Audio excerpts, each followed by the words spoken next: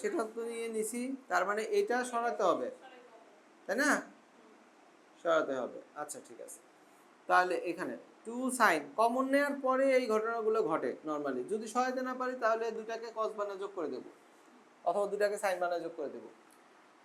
Okay, cos a minus B by two. এখন C by two এর মান কত দেখো, এখানে দেওয়া আছে এই জায়গাটার মধ্যে a plus B plus C সমান পাই। তাহলে সি সমান কত? Pi minus A plus B. তার মানে সি বাই টু সমান কত? পাই বাই টু মাইনাস, তাই না? তাহলে এখানে আমরা তাই লিখবো, sine pi by two minus A plus B by two. বুঝছি? আচ্ছা, two sine C by two cos a minus B by two, আর সাইন 90 ডিগ্রি মাইনাস থিটা মানে cos theta, a plus B by two minus one. এখন এখানে কি কোনো সূত্র দেখতে পাও?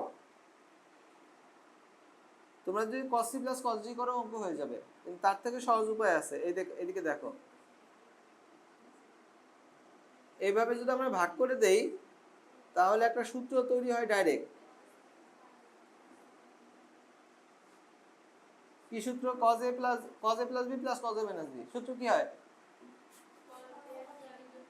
cos a plus b plus cos a minus b। কি সূত্র? 2 cos a cos b, right? আচ্ছা ঠিক আছে, ওকে।